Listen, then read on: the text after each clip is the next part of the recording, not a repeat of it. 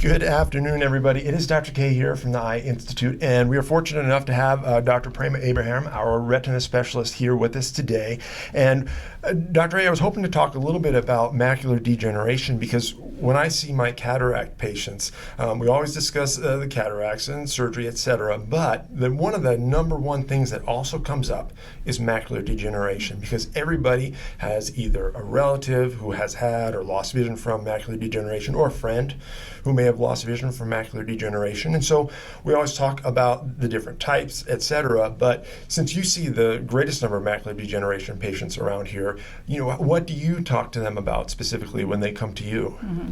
Excellent question, Steve. And so many of the patients who come in who have macular diagnosis in general often mistake their diagnosis for age-related macular degeneration. So they think it's macular degeneration, but it's something else. Because they have the word macular in their diagnosis. Okay. So the first important thing for patients to realize is the macula is a location. It's an anatomic location in the eye. And there are hundreds and hundreds of disease processes that affect the macula, of which age-related macular degeneration is one of them. Just one type of macular disease. One type of macular disease. So let's focus on that today.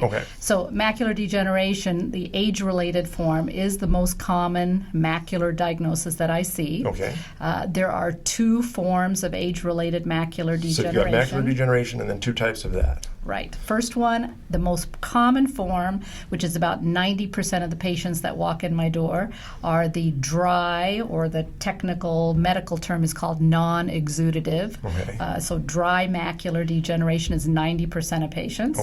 And then 10% of patients who come in will have the bad, wet, or bleeding form of age-related macular degeneration. Which sounds a little bit worse. You say, Sounds worse. And so what that is where an abnormal blood vessel grows from behind the macula, from a blood vessel layer behind the macula, through areas of thinning into the under the retinal space, and starts to bleed and leak fluid, and it causes the vision to be distorted and blurry. So blood vessels growing basically from a place they shouldn't be growing into the macula, and then causing bleeding. I tell my patients, think about it like a crack in a sidewalk where a weed can sprout through. So there's a space that's developed through which a weed from underneath can grow, but in the eye it's a blood vessel that grows through areas of thinning or through weak areas in the deeper layers of the macula, and releases fluid and blood into that space, which affects the central vision by causing distortion.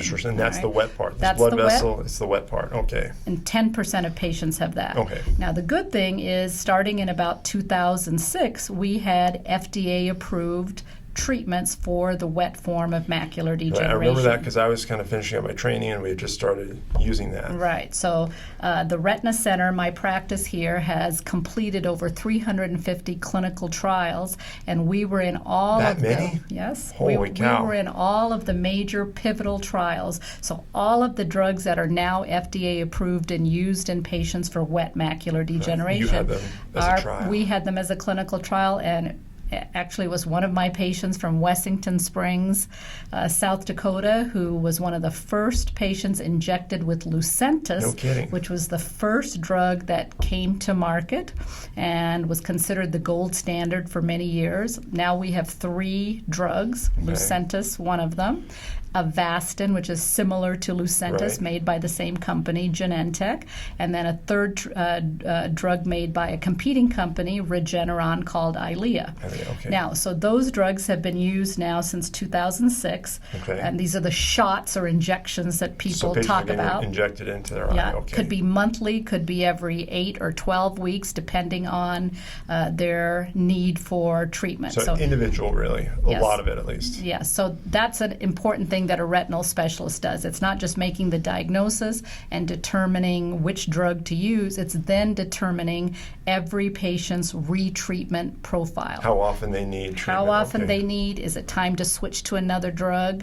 So it's not just being a technician. Every time you see the patient, you have to reevaluate and see how they responded to one treatment and when they need the next one, and should you keep the same treatment? Should you keep the same one, or how well is it working, and should we switch to something different? Okay, so that is the different treatments that we're using for wet macular degeneration. That's the wet type, perfect. All right, so the dry type, this is now 2019, right. We still do not have an FDA-approved treatment for dry macular degeneration.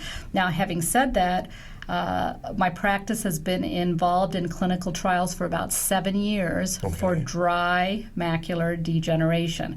And these also have been injections of special drugs, pharmaceutical drugs that have been looked at in early clinical trials. So they're looking for injections for the dry type too. What I remember is taking your vitamins for the dry type, which is still, I think, a treatment, but now we're even moving towards more invasive kind of injectable types. Yes, of things. treatments to, number one, to help prevent worsening of the dry macular degeneration. And then our goal is to find treatments that will potentially bring back vision for dry macular degeneration. So currently, patients who have very advanced dry macular degeneration, it's a specific form of dry called geographic atrophy. It's like having a jigsaw puzzle where there's several pieces around the central vision missing. So you patients have blind spots. They might be able to see your face, but they're missing this eye and this part of your face over here, but they can maybe see a few letters right in the center. Islands of vision. Exactly, islands of vision. It's a great way to describe it. So about 7 years ago, we started participating in several clinical trials. They all went through their early trials, and none of those trials showed any benefit. Oh, wow. So sometimes in clinical trials, you learn a lot just by finding out what didn't work. So then other companies started focusing their research dollars to other avenues of looking at dry macular degeneration. I see. And we are currently now in 2 clinical trials of different drugs for dry macular degeneration. I'm very, very thrilled to say that one of those companies in their phase 2 trial showed that the drug was safe and it showed some efficacy. It showed that this drug in that trial with a small number of patients did prevent further worsening of those islands of geographic atrophy. Those islands of missing vision. So they didn't lose as further much. vision. And it slowed down the progression of that vision loss of that particular type quite and that's probably the first step towards even getting some back is to stop the loss. Exactly. So now that is in a phase 3 final clinical trial.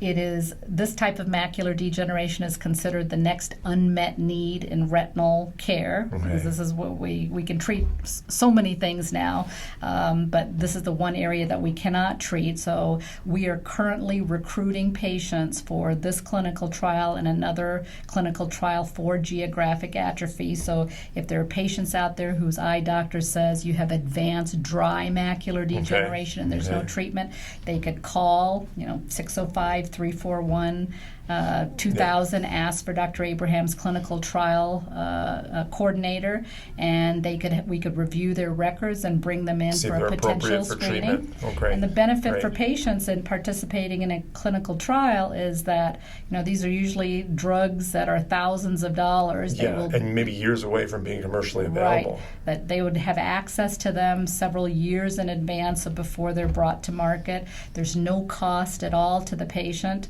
The company provides the drugs at no charge to the patients. They usually provide travel reimbursement, hotel reimbursement, so all of the expenses are taken care of. So especially if they have one eye that's worse than the other, we can always consider evaluating the worst eye for the clinical trial. Some patients want their better eye put in the clinical trial, and for these trials, the vision can be anywhere from 20/20 all the way to legally blind to participate. Well, it just depends on where the geographic atrophy is. Exactly. So that's a very exciting advancement. Now, the things that we're going to look forward to in the next 1 to 2 years, just like we look at DNA and genomic assays to target cancer, These studies are also studying the DNA of patients, because we know that families of patients will have certain biomarkers in their DNA that predispose them to this particular type of macular degeneration. So a lot of these trials are also doing a full DNA analysis, looking for these biomarkers. Seeing which patients may work best in, that sort of thing. Right.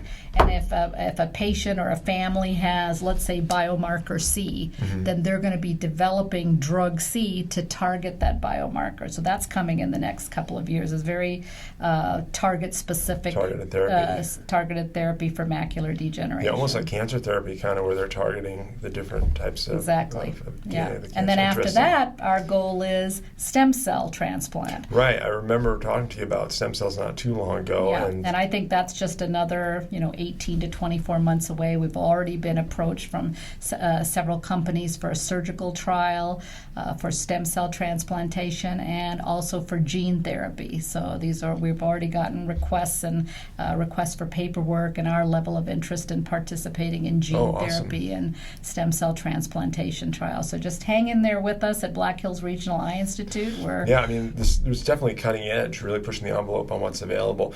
So now you've got your wet type and your dry type, and it sounds like the real severe type of the dry is the geographic atrophy. And so there's no commercially available treatment, but there's a lot of stuff in the pipeline for the geographic atrophy. Correct. For sure. We have several commercially available treatments for wet macular degeneration. And with regard to the wet, there are a certain percentage of patients who don't respond well or completely to the treatments that we have. So if patients are getting regular injections monthly, but still continue to have worsening of their macular degeneration, of their wet macular degeneration, we're now in clinical trials of combination therapy and new injectable drugs to treat those more resistant wet macular degeneration patients. So we're really kind of extending our armamentarium on both avenues, even further treatments. Now we're more than 10 years out for wet macular degeneration treatments, and we're fine-tuning those treatments and understanding more about those patients who have resistant blood vessels.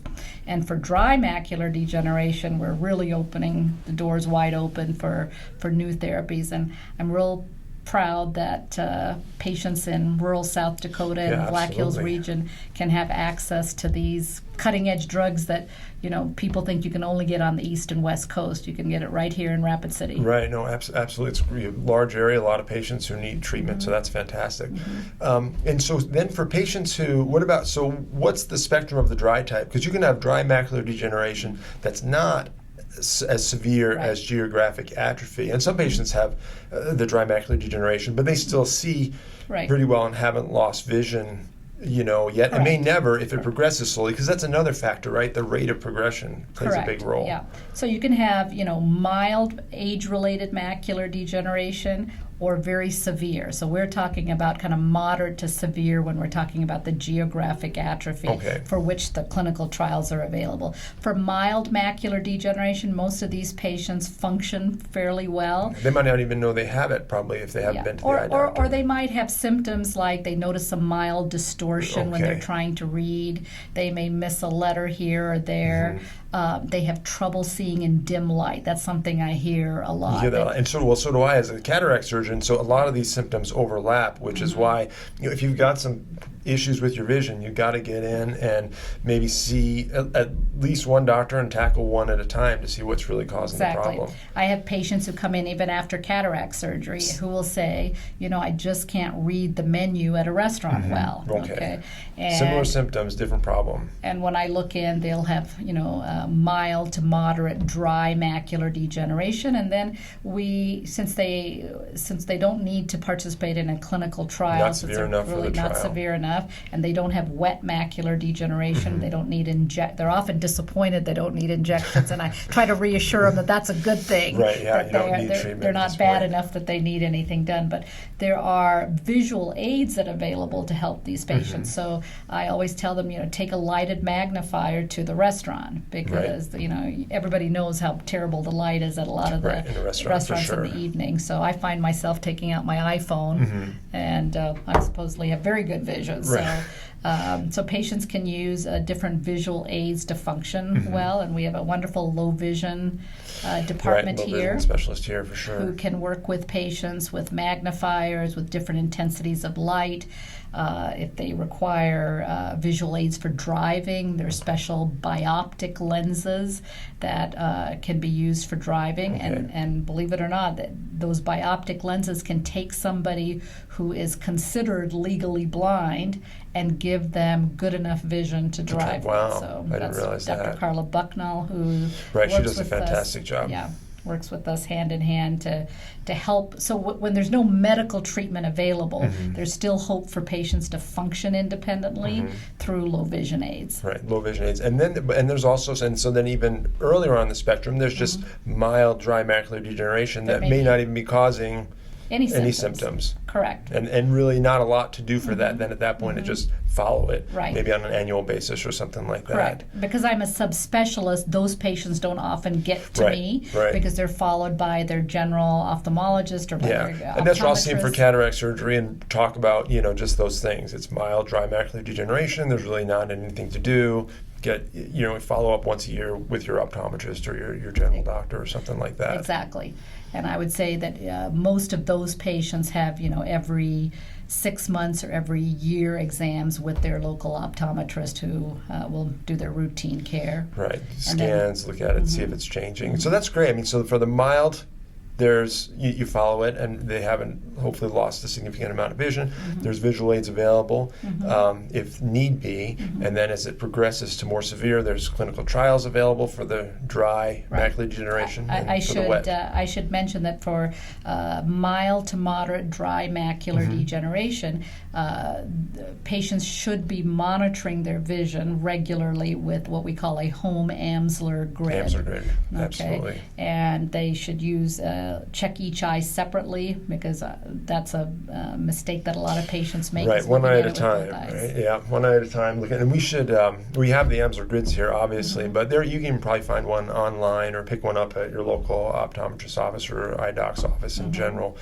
And they use it. How often do you recommend they use it? Once a week or so? Or? Depends on the severity of the disease. So most patients with mild dry could use it, once a week. I have a laminated version that I make for patients that they can hang up on their bathroom mirror, so it doesn't get soggy with the steam from the shower. Yeah, just a quick check, ask probably. them to quick check it while they're brushing their teeth. It literally takes, 15, 20 seconds per eye. I see. And you always want to cover one eye while testing the other one, because you'd be surprised how much both eyes together, one will compensate for the other, and you'll miss a change. Right. And so the idea there is if you can identify a change in your vision before it actually affects the center of your vision, then you can get in earlier for treatment before it has become significantly impairing the central vision. Correct. Now, dry macular degeneration can also impact the center vision, and there may not be a treatment option for that. But you're trying to rule out, so the purpose of the Amsler grid is primarily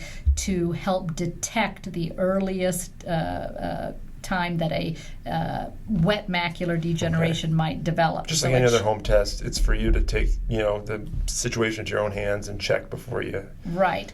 Because the important thing is that dry macular degeneration, this is a question that's asked to me often, can become wet macular degeneration. It can change over. Okay. So the grid that's the primary purpose, so that patients can tell if there's new distortion, new missing blind spot in that vision that wasn't there a month ago, that could potentially be a change from dry to wet. So you'll want to call your local eye doctor and get in to be seen and say, I'm having new visual changes. Because with macular degeneration, the sooner the problem is detected, then the sooner we can initiate treatment, the more likely we're able to maintain vision. Yeah. And and when we look at patients, there are specific findings that might make us more likely to recommend an Amsler grid as opposed to less likely. So there's some patients that need it maybe more than others or need to use it more regularly. Yes.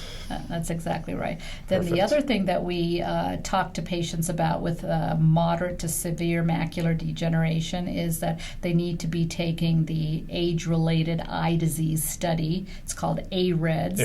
AREDS 2 eye vitamins. Okay. And this was a National Eye Institute study. The original was done almost 25 years ago that showed that taking a certain combination of eye supplements now along with lutein and zeaxanthin will help prevent the progression of macular degeneration. Slow the progression down. And it's a specific kind of specific dosage of certain types of vitamins that are put together. They're all in one combination, and there are many brands out there. Vidize, Preservision, Ocuvite, Eye Caps, Focus. So we have here at the Eye Institute a very high quality generic version that was made by retinal specialists, developed by retinal specialists all over the country, because we did not want our patients paying for the wrong thing or something, or paying a lot for a simple eye vitamin. For a vitamin, I see. I had patients coming in and say they had Dr. X's special formulation of eye vitamins, and it was $85 a month. And I was like, so I was just aghast at that. So retinal specialists around the country got together, had a company made these vitamins. They're $11 a month. They're about $35 for 3 months supply.